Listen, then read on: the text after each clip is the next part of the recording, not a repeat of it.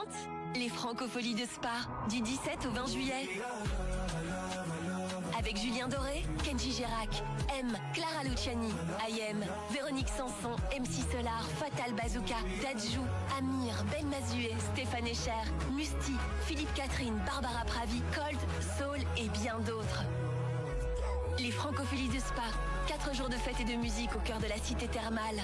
Avec la DH, Osbelgun et Moustique. Impact FM vous ouvre son antenne. Il est déjà 8h08.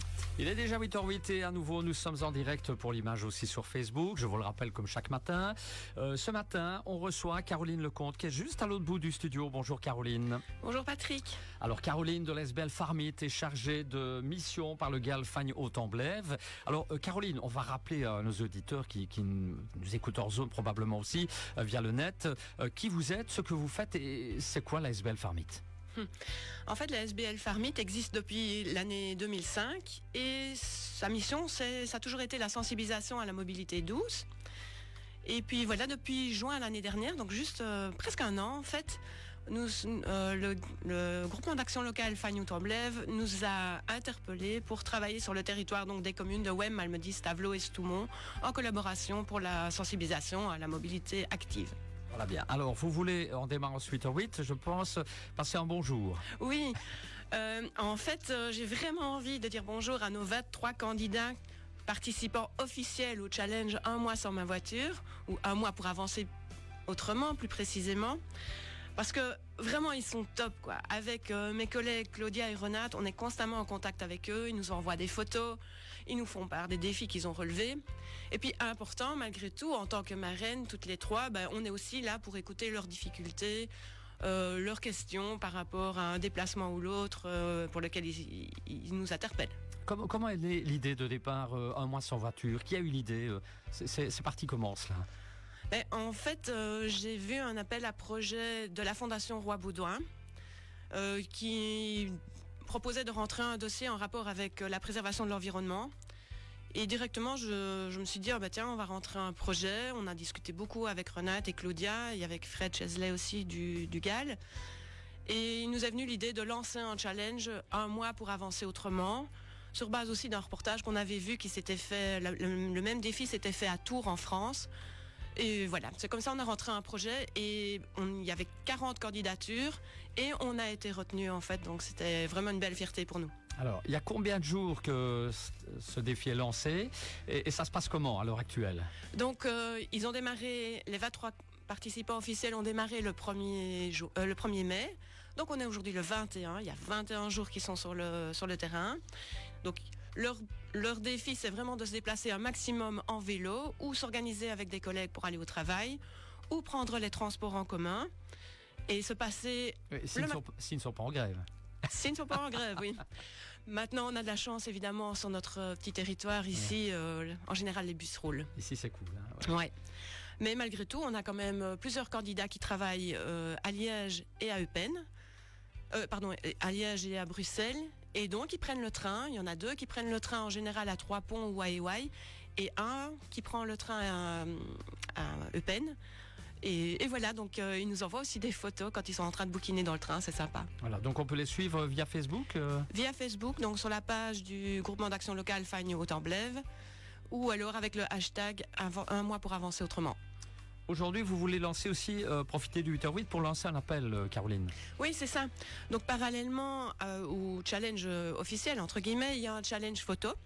Et pour ça, chaque personne ici du territoire des communes de Wem, Malmedy, Stavelot et Stoumont peut participer. Simplement, on nous envoie une photo à vélo, en covoiturage ou dans le bus, avec une petite phrase qui nous explique où vous êtes et où vous allez. Et le 31 mai, en fait, il y aura un tirage au sort et il y aura un seul gagnant qui gagnera un bon de 200 € en produits locaux. Voilà, joli cadeau en tout cas.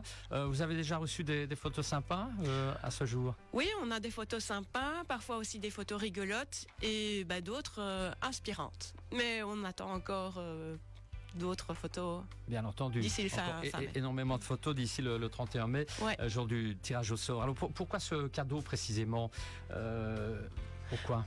En fait, bouger autrement, c'est aussi aller moins loin, acheter local, soutenir nos producteurs locaux Ça, c'est vraiment quelque chose qu'on veut mettre en avant.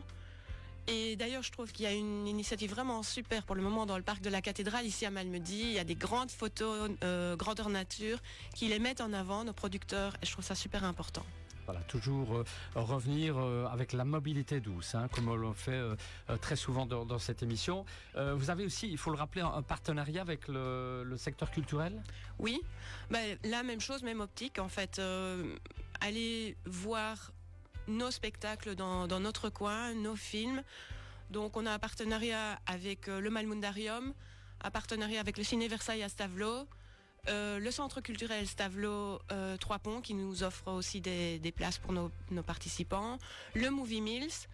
En fait, simplement être un peu curieux, aller voir les films d'auteur qui sont diffusés chez nous, les artistes locaux qui sont mis aussi en scène dans nos petites salles ou à la scène à Malmedy, c'est vraiment essentiel, quoi. Ouais, il faut toujours bien préciser à nos auditeurs qu'il faut véritablement créer ce lien, créer du lien avec les habitants, se réancrer dans le village, comme vous le dites à l'instant, entre notre ruralité et surtout être conscient des atouts pour l'avenir.